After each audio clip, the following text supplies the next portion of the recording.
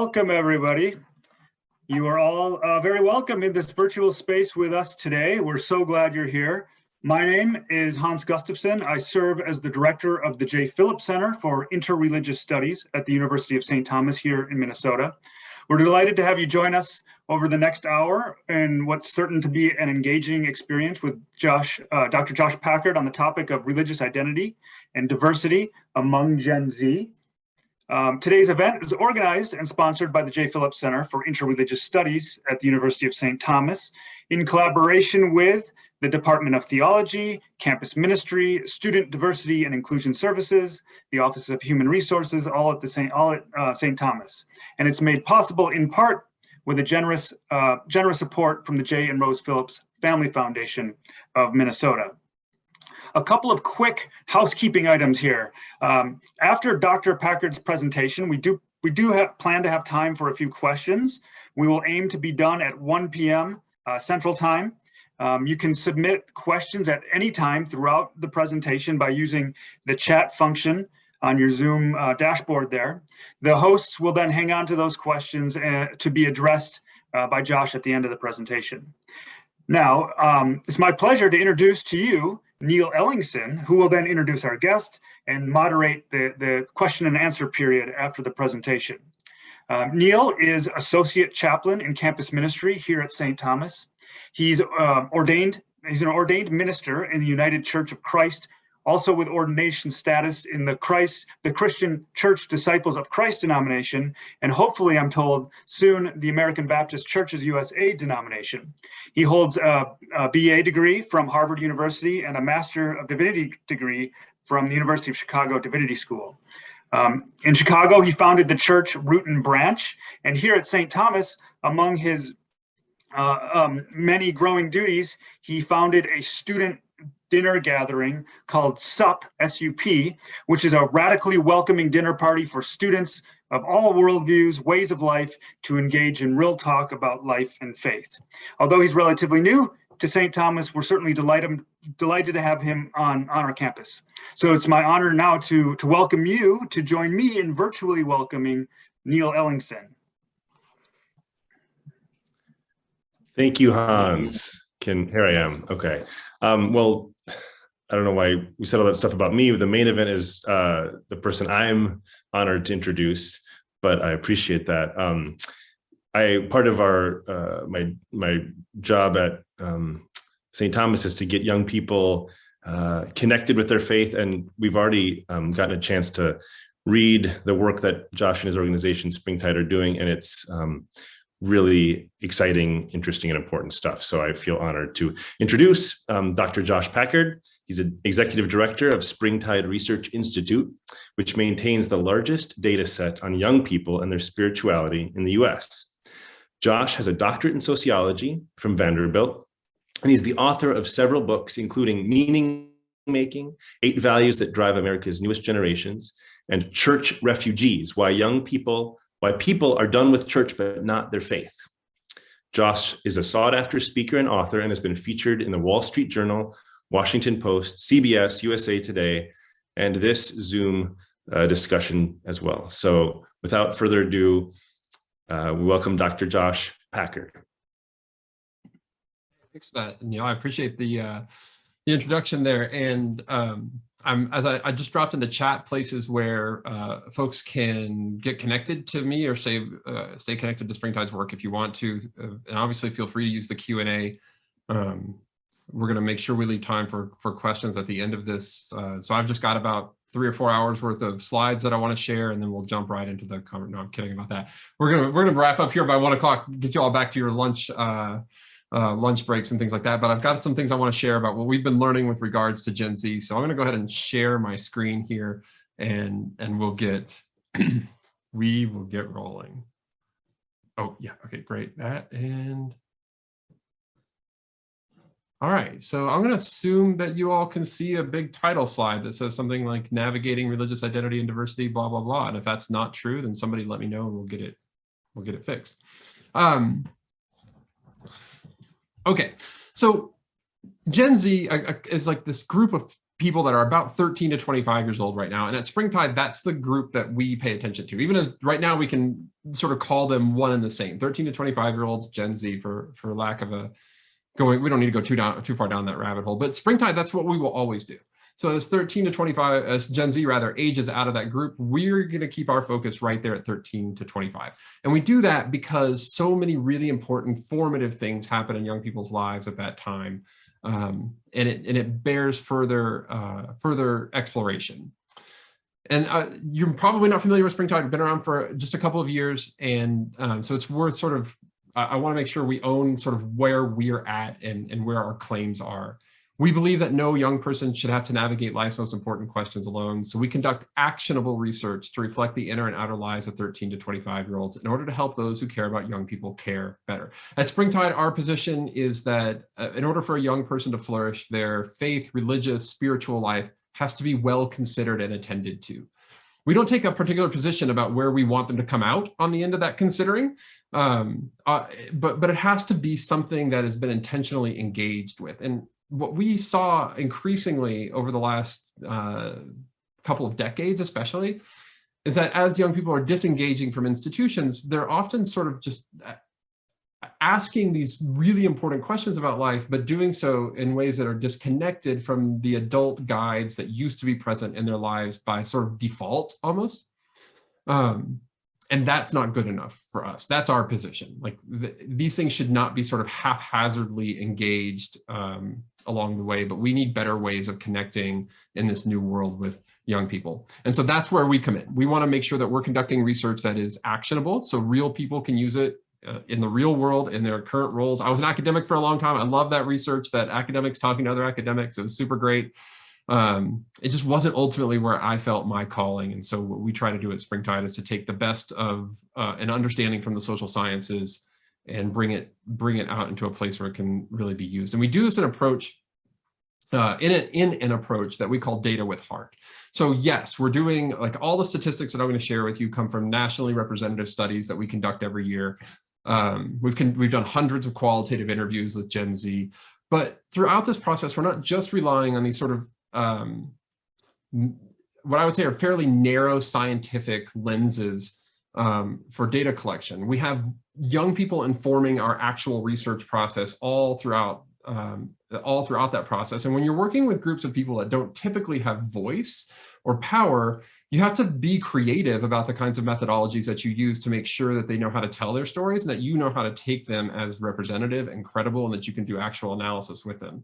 So we have a number of those. I'll highlight just a couple. We have a Voices of Young Person podcast that helps to sort of give what I would say is like a face to our data. It comes out with every report that we do. We have a young person's advisory board that we meet with every single month on Zoom. They're incredible young people. You're going to hear from some of them tonight, this afternoon rather.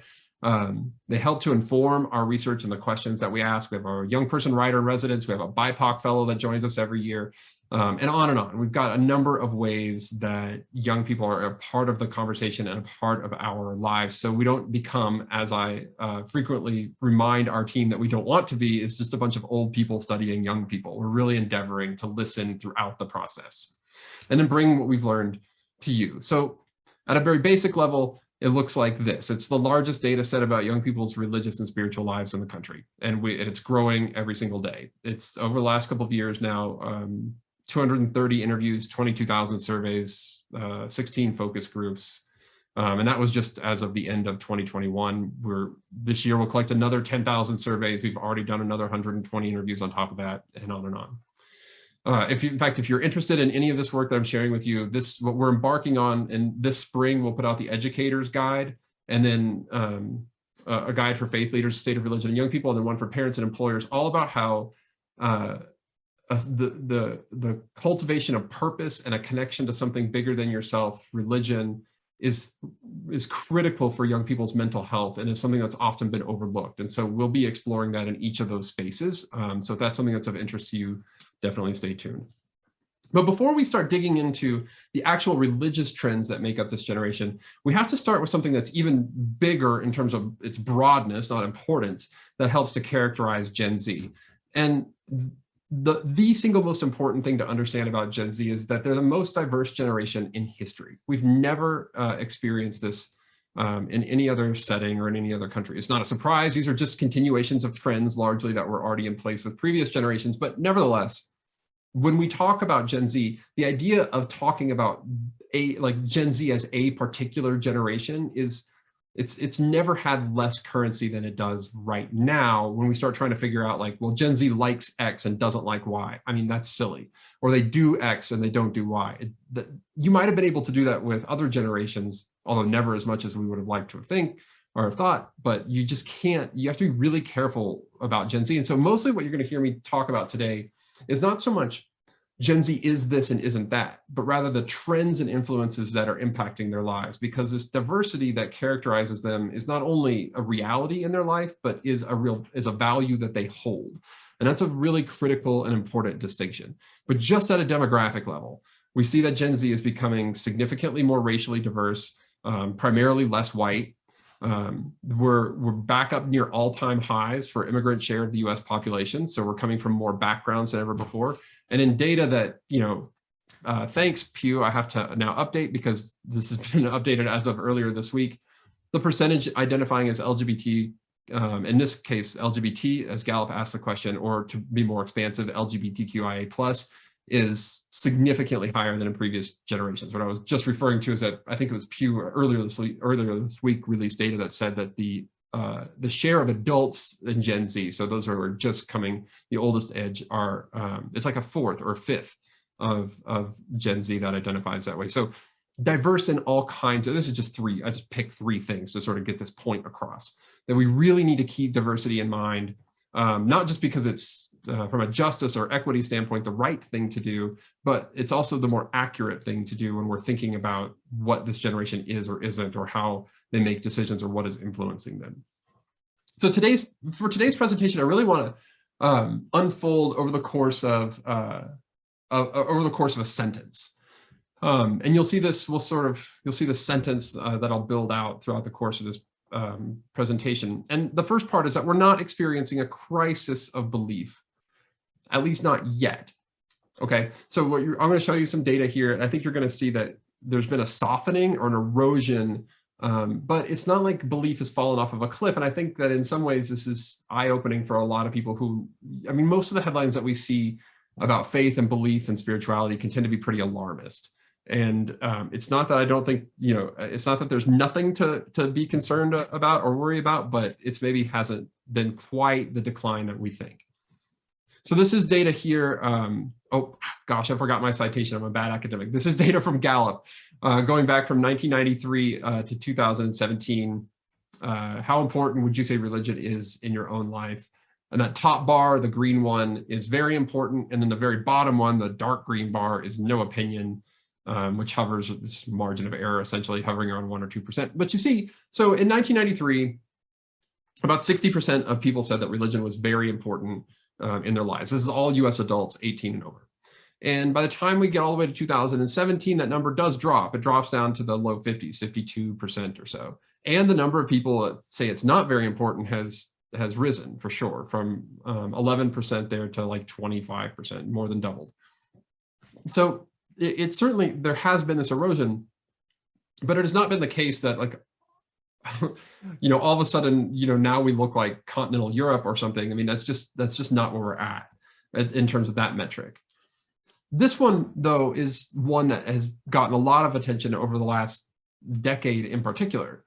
This is from the General Social Survey, but Gallup and Pew also ask these questions as well. This is the rise of the NONES, N-O-N-E-S, that you may have heard of. In other words, when we ask people on the survey, which of the following, if any, do you identify with? And we say, Christian, Catholic, Christian, Protestant, Buddhist, Hindu, Jewish, Muslim, et cetera, all the way down. And then there's those last boxes that are like atheist, agnostic, or nothing in particular.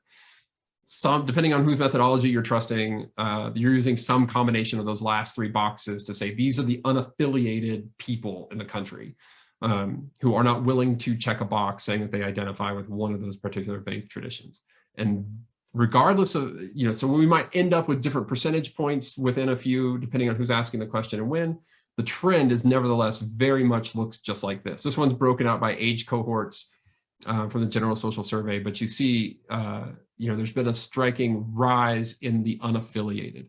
And at Springtide, Instead, all the research that we do is 13 to 25-year-olds. And when we ask, so young people in particular, that question, we see it's basically 40% or so, 35 to 40%, again, depending on, are we looking at pandemic data or post-pandemic? Are we in the post-pandemic? We're not in the post-pandemic yet. Late pandemic, hopefully, data. It's somewhere in that 35 to 40% range. So in other words, we don't see any reason to think that this trend of the lack of affiliation is slowing down at all.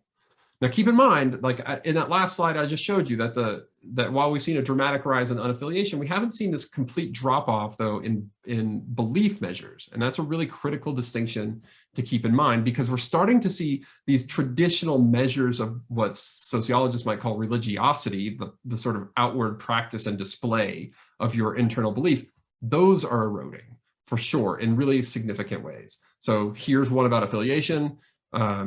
Gallup pointed out that in 2021, church membership fell below the majority for the first time, meaning like people actually saying that they are not just attending a church, but actually are a member of a church. It went below 50% for the first time in US, since we've been measuring it. I mean, not in US history, there are long stretches where that likely wasn't the case, but we don't have data for that. And again, this is like the continuation of a trend. I mean, so that was the grabby headline, but it's not like it went from 75% in 2019 to 49% in 2020. I mean, this has been coming for a while, largely as cohorts age and die off, and are not replaced by their younger generations. But when we ask young people, then, okay, what if it's possible that these markers of religiosity are not necessarily the best kinds of markers? I mean, maybe there's other things going on. Maybe they just don't want to go to church.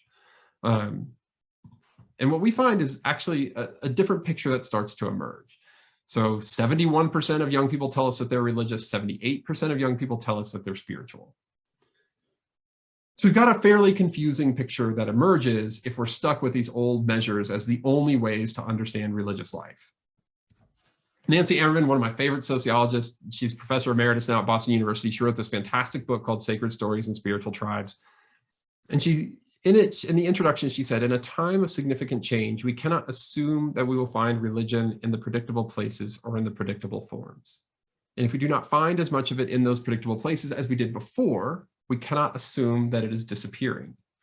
And then at a presentation that she was giving, she went on and she was expanding on this, and she said, we're only just now coming to terms with the fact that more and more religion happens outside of traditional institutions. And I think that is actually where we find ourselves. That is the more accurate picture in terms of understanding the diversity of Gen Z that it characterizes their demographic lives, also characterizes now their faith lives as well. So we're not experiencing a crisis of belief, but we are in the midst of a trust revolution. Nancy Ammerman argues that in times of great and significant change, well, this is a time of great and significant change along a couple of key measures, and trust is one of them. This is Gallup's data about confidence in institutions from 1970s to today. And you can see that it has gone down in every major social institution that we have data for. Organized religion there goes from 60, at the bottom you see from 65 to 36%. Again, this is all US adults because this is Gallup's data. So this has been going on for 5 decades.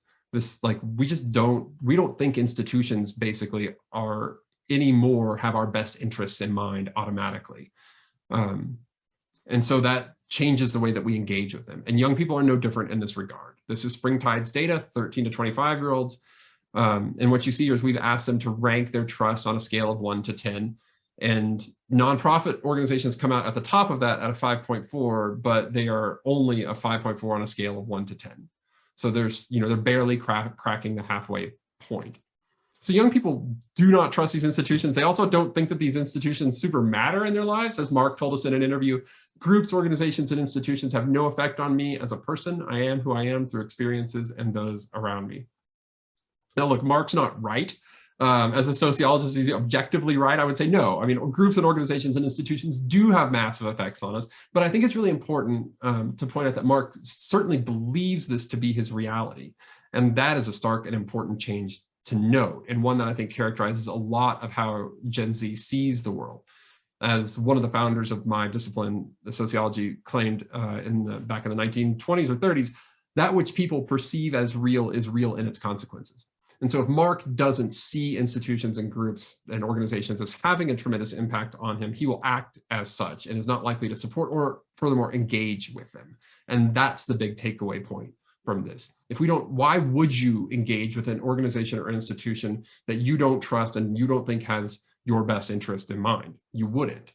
And with Gen Z, what we see is that this extends this is not just a religion story, this is extending to all kinds of other organizations as well. So consequently, that trust revolution has led to a belonging crisis. And this is the other big trend that we need to keep our eye on that influences this entire generation. In 2016, 2017, Cigna, the big health conglomerate, did this study about loneliness loneliness and isolation among all Americans. It was like 55 or 60,000 people in their sample. It's massive. And they used the standard scale of loneliness that was developed by researchers out of UCLA in the late 70s. And it's been given loads of times in the last 40 or 45 years to lots of different audiences and lots of different groups. Now, whenever a national study is done using that scale, unsurprisingly, it's always the oldest cohort, the oldest group that ranks as the loneliest or the most isolated. It makes sense. You know, they're moving into retirement, their friends maybe are dying, they're losing their communities and connections in many ways. And so usually this, like we do these studies to help show like this is the need for paying attention to people as they age and doing a better job of creating community. But what Cigna found is that for the first time ever, it was the youngest generation that was the loneliest. It was Gen Z. And not only were they the loneliest in that study, they were the loneliest that had ever been recorded. Their rates were higher than we'd ever measured. And at Springtide, we were so taken by this that we thought like we should do that just with 13 to 25-year-olds and found much the same story with them. So here's, we asked them, who do you have in your life that if you could turn to if you needed them? Only 8% of our respondents said a religious leader. But, even beyond that, like only 17% say a teacher, only 9% say a coach. We asked them, do you have anybody that you could talk to? And only fully a fourth of young people said that they had one or fewer adult in their life that they could turn to if they needed to talk to them. That's a strikingly high number to think about young people as being that disconnected from the adults in their lives. And then we thought, well, maybe this isn't just about adults, maybe it's about peers too. And so we said, how many meaningful interactions do you have on a regular day? And we gave them, we defined what it was in parentheses, not talking about the weather. And 70% of Gen Z said that they have 3 or fewer meaningful interactions in a regular day. There's more data about this we covered in our report about belonging, but suffice it to say, Gen Z is really lonely. I mean, and the pandemic did not help that. This is because all of this data comes pre-pandemic. This is surprising. It was, at least it was surprising to me. Maybe it's surprising to you. Because I think of Gen Z as really hyper connected almost. I mean, they're on social media. There's all these different platforms.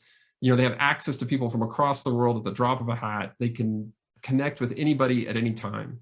And yet, when we ask them, do you feel like you have a sense of belonging somewhere? Do you feel like you are alone? We get data back that would be eye-opening if we're walking into it with the assumption that Gen Z is actually really plugged in, because it turns out they're not. And when they're disconnected from these particular institutions because they don't trust them, that feeds into, and largely also because their parents don't trust them. As we saw, this is not just a Gen Z thing, this has been coming. So, you've got a generation of young people being raised by a generation of parents who don't trust these institutions, therefore are not inclined to take them to church, for example, or to be plugged into, parent-teacher associations, or do all kinds of things that maybe would have been the norm once upon a time. Well, it leads to a particular interpretation of those groups. And in fact, it leads to you thinking that you've been either rightfully or just your perception intentionally excluded from them. And that has its own sort of implications. I want to share with you this interview with Oscar. Oscar is, at the time that we recorded this interview, he was a sophomore at Notre Dame and had lived almost his entire higher ed experience in pandemic conditions. But I think he has some really enlightening things to say here. I think that's the most interesting aspect of all of this, because that's a trend that I've seen in our generations through a lot of different things, just like a distrust of institutions, corporations, governments, whatever. But religion kind of has a special place in that, right? Because it permeates everything else. It's like something that applies to all of life, whereas governments are particular things, corporations are particular things, but religion's kind of like in all of it. So it has a much greater effect, I guess, or influence on every aspect of life. And if you feel excluded, then you feel that exclusion that much more in an institution. What Oscar is pointing out here for us is that while this exclusion or this disconnection is felt across the board, there's a particular effect of being disconnected from our religious institutions that is felt even more strongly than in those other places. And that is also a story that we kept hearing time and again from our research respondents. So that trust revolution, which has led to a belonging crisis, has very real spiritual implications. And this year, well, in 2021, one of the things that we asked about specifically was about how young people are feeling that sense of disconnection and potential exclusion based on how driven Gen Z is and motivated they are by social issues. So what we asked them was, how much do you care about each of these things? And how much do you think religious people care about each of these things? And this, what you see in this chart then is a 20% or more gap on almost every single one of these measures. In other words, 71% of Gen Z is saying that they care a great deal about LGBTQA plus rights, but they only think 44% of religious people care about those things. And there's a 25% gap about gender equity and a 23% gap about immigration rights and income inequality and disability rights and environmental causes and reproductive rights and racial justice and Black Lives Matter and gun reform. I mean, and on and on and on down the list. In other words, like, they don't think that religious people care about the same things that they care about, and certainly not to the same degree. So that is a startling insight into what happens when you remove a group of people or a generation of people largely from having close contact with religious folks. Then we start to construct these narratives about what those people over there, what they care about, as opposed to what we in here care about. It's basic in-group and out-group theory, if we've got any sociologists in the audience today. Now, I think this is another place where I want to be really careful about how we frame these data. They're not objective. Like, I don't think I wouldn't take this data and say, well, only 44% of religious people care about LGBTQA plus rights. I want to make sure we're accurately saying the way we did in the question. It's possible that number is lower, I guess. It's indeed possible that it's much, much higher.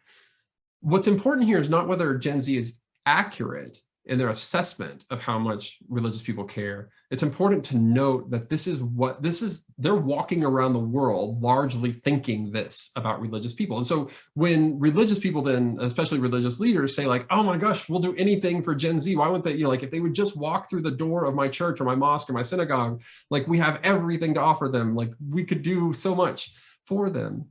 And they're wondering why they can't even get Gen Z to walk through the door. Real, if it's a congregation, or metaphorical if you're talking about some ministry that exists outside of like on a campus or something.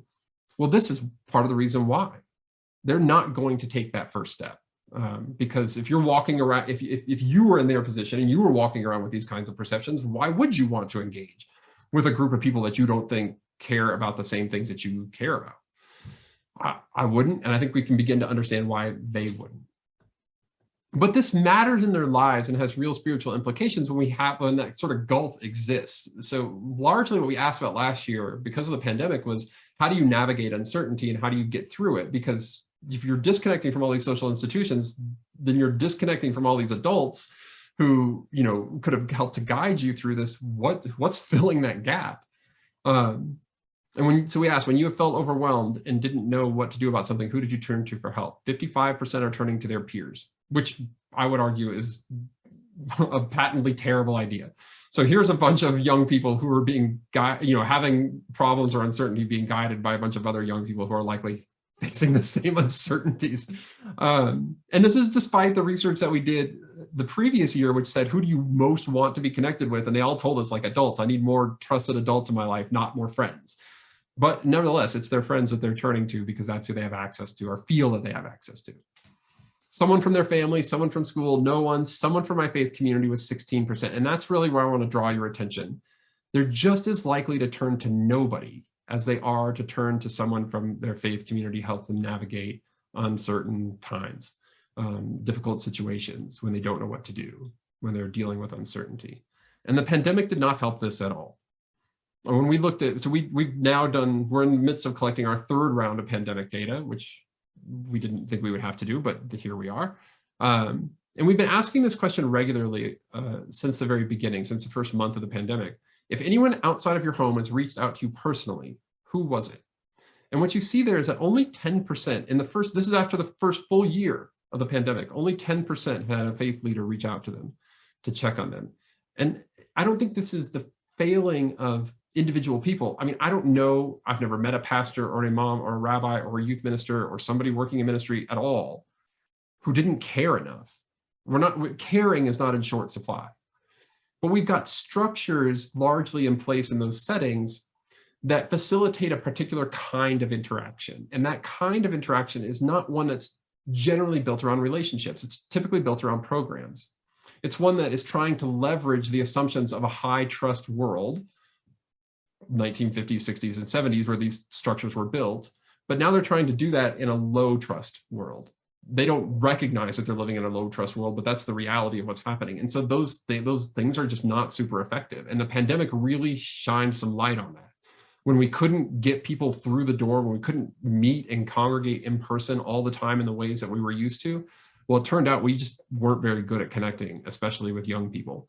Our relationship innovation hadn't been nearly as good as our program innovation. So when we asked Gen Z then, like, what has been the impact of this on your faith? We wrote about that this year in this Navigating Uncertainty. And we talk about what this concept called faith unbundled, and because that's largely how they described it to us. And faith unbundled, we won't get into all the ins and outs of it here, but it's really like the latest iteration in this trend. So when we think about my father's generation, he grew up Catholic, the Catholic school, mass, the whole thing, like nuns wrapping you on the knuckles with rulers and all that. Basically the only way he could exercise agency, the only decision he had to make was whether to accept the faith that he was given or reject it. That was it. It was like going to a restaurant and being served a meal, and you could either choose to eat that food or not eat it. That's basically the way we treat our 11-year-old every night when he sits down, except his only choice is to eat it because he needs to try things, right? And then when I was a young person, like I'm growing up, I'm in youth group. By the way, I grew up Lutheran because my parents had a coin flip. My mom was Lutheran, my dad's Catholic. They had a coin flip. My dad lost, so I ended up going to the Lutheran church with my mom. Although I'm fairly certain that if she had lost, we were going for 2 out of 3 and then 3 out of 5 until it had worked out that way. I had no say in this, but I was at least aware of the idea, right? Like not only that in my house that we had different religious expressions, although largely, I mean, obviously still under the banner of Christianity, but I was at least aware of the fact that there were other world religions out there. I could theoretically choose to be Jewish. I could choose to be Muslim. The internet was coming about, that I lived in a city as opposed to living in a small town. So there's greater exposure to ideas. And so the choice for me as I was young, going to college, growing up in high school, it felt more like a menu that I could pick from things that had like, you couldn't just like make it from, it wasn't being like given ingredients or anything, but I could pick this dish or this dish or this dish or this dish. I had a little bit more agency than my dad did. And I think that largely characterizes a whole generation coming online, getting exposed to more ideas and having either by explicit exploration or by just sort of default bumping into people along with the world that they're actually physically inhabiting, becoming more and more diverse with every passing year. This is largely what you would use to describe, say, millennials, maybe Gen X. But now the way young people in our study, the way that Gen Z is describing their faith feels much more like a dinner party to us. more like a potluck where you show up and like, you're not cooking from scratch. Like you're not picking up some of these ingredients and some of those ingredients, and we're going to try a dash of this and some of that thing over there. And that we're all going to sit down and, you know, if there are 15 people at the table, we're going to have 15, you know, completely unique and different versions of faith. We didn't get that. If those of you in the audience who might be religious scholars or sociologists might remember Robert Bella's Sheilaism from the late 1970s and early 80s. We didn't really hear that from young people. Or, you know, if you're thinking about like cafeteria Catholics picking a little this and a little, not so much that either. Instead, what we got was a sense of they were really interested in exploring and trying out these whole systems, like many of which might have appeared on my menu, my metaphorical menu when I was a kid, but particularly how those expressions came about and influenced somebody's lived reality. So it's not just that they wanted to have like lasagna, right? But they wanted my lasagna because they wanted to know what my family's recipe was. And this is the way that Gen Z is largely constructing and having these conversations, whether they're online, and a lot of them are happening online, or in person, which is that they want to know, like, how does your Christianity impact your life? And what does that version of Christianity look like? And what does it mean to be Muslim in America where you have potentially a double or triple minority status? And what does that mean for how you live your life? And how does that then, like, how can I learn something that would inform the way that I should be living my own life? So the diversity that I mentioned at the very beginning of this presentation is now you see like coming right back in to inform their faith lives as well, because they're doing this in connection and community, and in ultimately the key word here is in relationship with each other. Whereas if we're looking at those older models, then the trick for religious leaders is trying to figure out like, okay, you know, can I put the right dish in front of you and convince you that this is the best thing on the menu, or that you should eat this thing that I'm handed to you? Well, the implication here, I think, is instead really clear that if we're going to be one voice at the table, we need to make sure that we're at least a voice at that table, if that's what you ultimately care about. If we try and do this, like if you're at a dinner party and you try and serve somebody a meal on a platter like my dad, and you say, this is your choice, you get to eat this, they're like, get out of here. Like, I don't want that. I want to talk to all these other people. I want to eat all these other foods. I want to make this hodgepodge of thing on my plate and experience them and try them all. It doesn't make any sense to them. It's a completely incongruent way of understanding faith. And yet largely, that's what young people are experiencing when they turn to religious institutions. And I think that's why we see so much of that data that I shared at the beginning, where it's like belief levels remain relatively high, but affiliation levels, no, not high, right? Attendance levels, no, not particularly high. Because what they're really after are relationships, but that is the thing that they're not finding in those institutional models. The trust revolution has led to a belonging crisis with very real spiritual implications. We've covered all of that. That can only be solved through relationships. I'll let Acadia talk here about the importance of these relationships as a way of exploring and engaging with one another.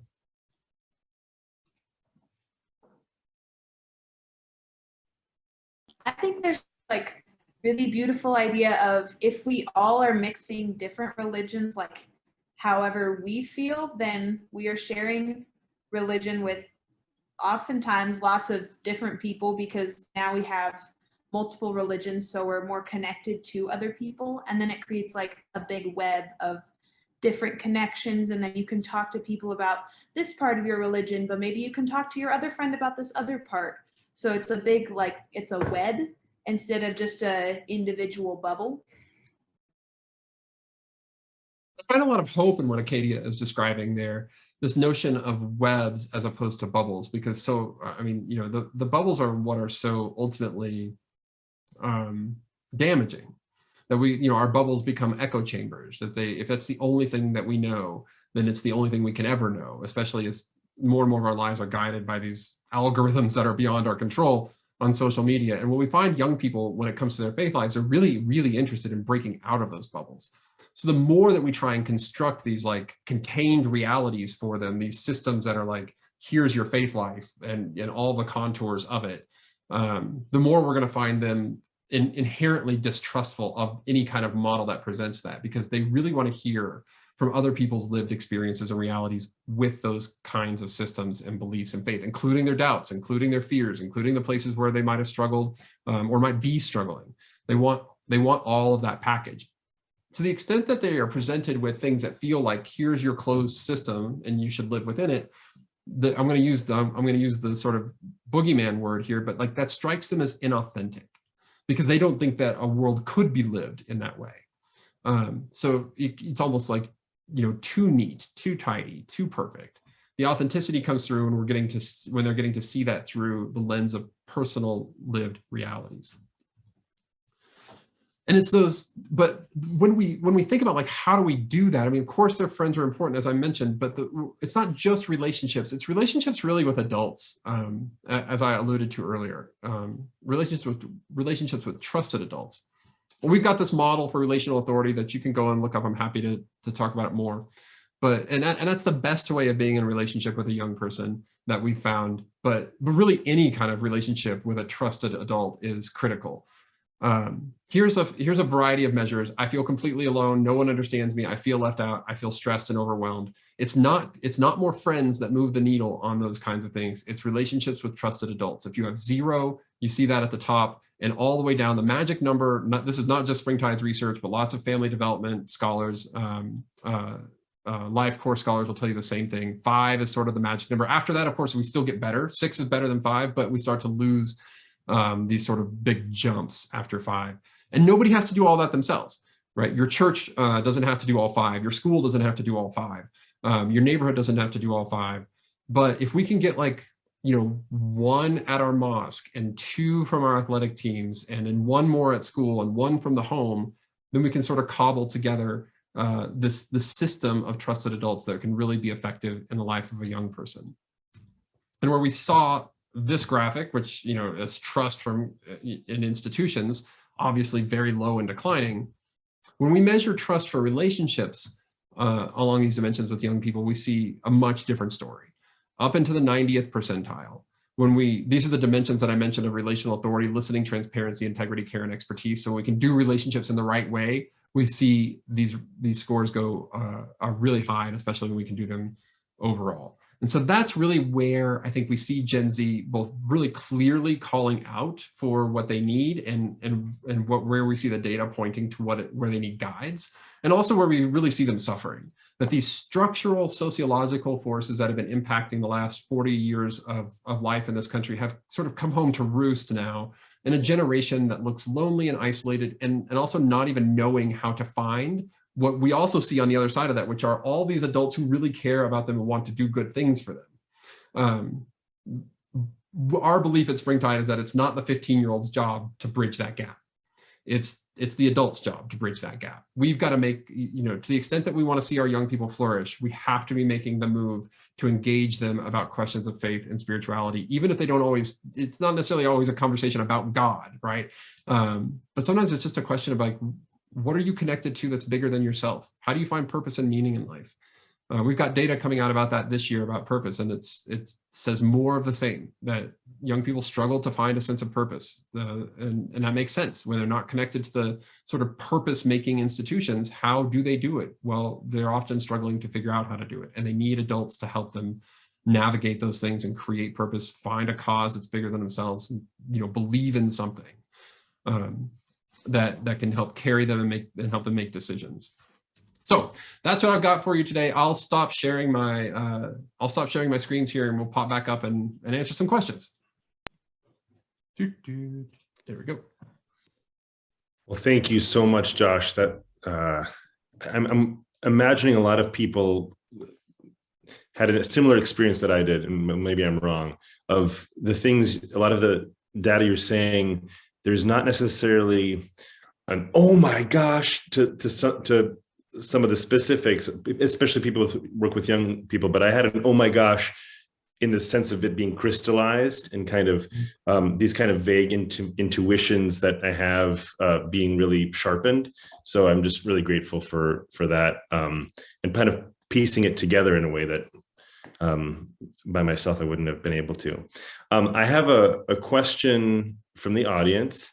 That one's specific. A couple of the questions were about specific breakdowns in the data. Like they wanted to know what was the data representative across racial, traditional lines. And I'm guessing, but I want to kind of pair that with, do you see interesting differences, like, or relevant differences between, say, different faith traditions or different racial groups that might apply to this? Yeah, both good questions. So on the methodology side, I'll say that they are, we use panels that are reflective of the census for region, gender, and age. And then we are backfilling on the gender question to ask more than just what the census does. And we're correcting also for race, because the census handles race in a very odd way. But needless to say, then we're comparing to national statistics on those things to make sure that we're capturing the same diversity that's present in other national studies, and ultimately reflective of what's going on in the country. That's true for all of our quantitative data. Of course, qualitative data is not meant to be representative in that way. It's meant to be more theoretically representative. And so often on the qualitative side, we're oversampling a particular group or targeting an experience that we don't yet understand fully or feel like we're still lacking access to. And you can find, I saw a couple of questions or comments about, is this available anywhere? The State of Religion and Young People is free in digital form. We've gotten generous funding to be able to do that, and it's low cost and physical in the physical form. But in the digital form, we link to, especially in the key findings section, we not only do some of those breakdowns, but then we link to a place on our website where you can go in, you can toggle on and off, sort of like a dashboard. I mean, you can toggle on and off the different characteristics that you're really interested in or want to know more about along. We don't have the capacity to do it for every question, but a lot of the demographic characteristics for maybe it's probably 20 or 25 or 30 key questions that we that people frequently ask about. So you can see some of that. And then we also dive into that ourselves as we're doing the writing. If there's a particular story that needs to be told that's really rising to the surface, then we'll tell that story. For example, I mentioned that we're digging into mental health this year, and we need to go back and really examine this. But one of the things that really looks like it's emerging, unsurprisingly, is a really important mental health discussion, primarily around purpose and meaning for non-binary young people. They just are lacking access to those guides and mentors who can help them do that work. So it's not like, I think it's a really interesting story because it's not, they're not lacking purpose because they identify as non-binary. They're lacking access to adults that they trust because they're non-binary, and then therefore don't have the ability to connect with those adults to help them discover meaning and purpose in their lives. And so it's sort of like a secondary effect of being a minority, which is a really important story to tell. So those are things that we're very much committed to. We spend each summer digging into the questions that we haven't had a chance to ask yet, and we'll be embarked. So we've done one of those projects so far called the Cultural Bounds of Belonging. It's up on our website soon, looking at the university experience of young Hispanics to see if our belonging process that we developed, if that applies to them, it needs to be tweaked based on different cultural backgrounds. And we'll be doing more of that work this summer too. And then, I think that answers the questions. Great, thank you. Here's one that I thought was here. I'll read it. My job is to support faith communities who often ask me, how do we get young people in our doors? I tell them about relationship and authenticity being the most important thing. And I tell them that they probably need to go where young people are. But ... where are young people? Our faith communities, predominated by baby boomers, have a vague idea about social media, but aren't really engaging it or living online like Gen Z. What are some spaces where we can actually create authentic intergenerational community? And I would just add, I am at an institution where a lot of young people are in this demographic as a chaplain at a university. And that question relates to what I do too, because the easiest relationships for me to create are kind of students who are already kind of connected to campus ministry or filtered through, and there's a question of like, how do I engage with students for whom religious affiliation is not the top priority? So I think that could even apply for people who are working in places where their young people are.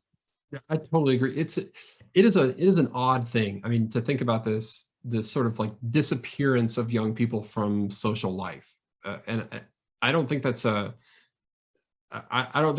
unique phenomenon to that person at all. This loneliness and isolation that we have documented and others have documented you can feel it. I mean, it feels like the world feels differently than when I was a kid, where it sort of felt like kids were everywhere. And I know that's part of being the difference between being 13 as opposed to being 43. You just find yourself in a lot more kid spaces, but the combination of their lives being very, very programmed in many cases, and then very much online in many cases, means that we have to be unique and creative about the ways that we're going to find them or engage with them. I'll tell you what you're not going to find is a large group of young people standing around, hanging out, waiting for you to talk to them about religion. That's not, like, there's not, like, they're not hiding out somewhere trying to not be discovered. And so it really is the strat. Like, yeah, I understand the question. How do we get young people to come through our doors? It's really the wrong question. The real question is, how do we get out and have conversations with young people where they're at? And I think a lot of that has to start with, connecting with the causes that they care about. So when they're doing the work that they already care about, and they look to their left and they look to their right, do they see you there with them? When they're online, do you have an online presence too, so that you can connect with them and have conversations with them? Because as one young person told us, like, look, not everything we do online is important, but when adults dismiss our online lives, they basically disqualify themselves from the conversation with me, because there's a lot of important stuff that goes on online, and including discussions about faith and religion. The hashtag witch talk this is very real. We talked about this on Thursday with the St. Thomas staff. I mean, that's a very real thing that has a lot of followers, and a lot of young people. And so it's really about being creative, but regardless of the venue, the key is finding somebody that finding one young person and then figuring out who their friends are, and then finding out who their friends are and finding out who their friends are. If I had a youth ministry, if I was in youth ministry and had an office, I mean, that whole office would basically would look like one giant conceptual map, a network analysis linking, young people to each other to try and figure out, like, okay, so who's being left out here? How do we get from 1 to 20, and how do we leverage relationships? Because that's going to, regardless of the venue, that's going to be the key. That's good. I'm thinking of a map of someone solving a murder or something. Yeah, that's what I have in my head too, but I didn't want to sound super creepy. Maybe the Hardy Boys. But I hear you. Like the phone tree. Well, it's that important. Here's one. This may not be part of your research, but it popped out. I'd be interested to know if there are any particular religious or theological questions that members of Gen Z are asking, like, and maybe that does overlap. I mean, one of them, like, how do I form a system of faith in a multi-faith world? That could be one of them, if that's what they're doing. But do you have any insight on that? And this is asked by someone who teaches theology 100 to undergrads. Yeah, I don't know that this is a really good, interesting question. I've never been asked this before, but off the top of my head, we're finding, like, the biggest trend that seems to cut across people of all those different affiliations is, where does the sort of what's the right language here? The sort of divine or other world or non-earthly world, or existence, whatever. You see me struggling for language. How does that connect with the way I'm actually living in terms of experiencing and taking care of the earth today? It's wrapped up in this conversation about climate change, but one of the things that especially came through during the pandemic was the sacredness of the physical environment's too limiting, but of the earthly environment, like the non-built, non-human environment has sort of become centered as a spiritual experience for young people increasingly. And so that's the question that we keep coming back to. And I don't know what I don't know about, the reason you hear the hesitation is, like, is that just the thing that takes prominence when this sort of universal belief in a single God that we would, couch in this Christian tradition erodes? Or is it some combination of those two? I'm not so sure about that, but I know that's where we're seeing most of the sort of explorations and questions pop up, is anything connected back to the natural environment. That is interesting.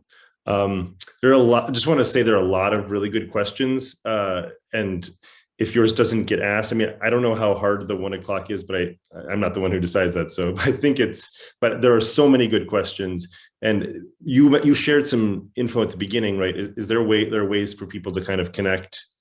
Okay, good. Absolutely. So here, but oh gosh, this is anxiety of what it is. Okay, here's an interesting one. So especially maybe in light of some of the reasons people distrust or young people distrust institutions, a lot of them had to do with maybe causes folks are interested in, and perceived lack of it. So this is, how can the intersection of religion and activism be more of a tool for Gen Zers, and how could we support them? Does that kind of make sense? I think this is a critical place. I was making this point to a group last summer, and I was like, look, young people care a lot about the environment, and Black Lives Matter and all kinds of other things. So, you know, you really, like, that's a prime way to be able to engage with them. Like, and one of the leaders in the group, after some discussion, said, so we should start like an environmental club here in our congregation. I was like, nope. Like this, nope. Not sure we're quite getting I'm not sure we're making all the connections we need to make here. Is that to a large extent, they're already doing those things. And they want to, or at least they know of where those conversations are happening, and they want to see you there. What I think is really interesting, though, about Gen Z is that they don't need you to always agree with them. They've got a strong capacity, like many young people, although their brains are not fully developed, and so largely they see things in black and white areas. Anybody, you know, who studies neuroscience understands this, and especially for males, we're not reaching that point of being able to see gray area and nuance really until your early 20s. But they have so much lived practice with having to spend time in spaces with people who disagree with them, often where there's a power imbalance as well. So think like teachers in a classroom that you don't like, that they're actually really good at sort of coexisting in those spaces. So they're not saying like, I need you to care about the environment as much as I do and in the same way that I do. Now, ultimately, that may become like a breaking point. Like if you just can't bring yourself to be accepting or even engaging in a respectful way of LGBTQ plus people, that's probably going to be a breaking point for a lot of Gen Z. But they're not like, it's not that they won't have the conversation with you. Like I think a lot of adults who are like, well, tell me your list of things that you believe in first, and then I'll tell you mine, and we'll see if we can have dinner together. Like that's, you know what I mean? Like they tend to be better at least making that initial kind of thing. But I do think there's a lot of room for growth to show that like, I'm not engaged in these social justice issues, and I'm a faithful person, but I'm engaged in them because of my faith, and this is how one informs the other. And that's a conversation where I think there's a lot of progress to be made in terms of connecting with Gen Z, and one where I think Gen Z would see a lot of authenticity and maybe disrupt some thoughts that they've already got, you know, some sort of narratives already forming in their head. Great. I think the man with the plan is. Well, I hate to be the one to break this up. This is such a stimulating conversation, and unfortunately, you know, all things come to an end. We're out of time, but I'm sure there's a lot more we could have discussed. It sounds like several questions have been filtering in to Josh and to Neil. But I want to encourage all of you to check out the Springtide Research Institute's website. I'm going to drop that into the chat right now. Josh offered his email and his Twitter account if you want to follow up with him. I just put that into the chat, so please do. I believe you can download your free e-copy of The State of Religion and Young People, which I've done, and I've really enjoyed learning from it. So, Josh, it's been a wonderful learning hour with Josh and Neil. I want to thank both of you for inviting us into this conversation today, and I want to thank all of you, the viewers out there, again for being with us. So I invite all of you to please join me in thanking Dr. Packard. We hope all of you can join us again for a future event. Have a peaceful day, everybody.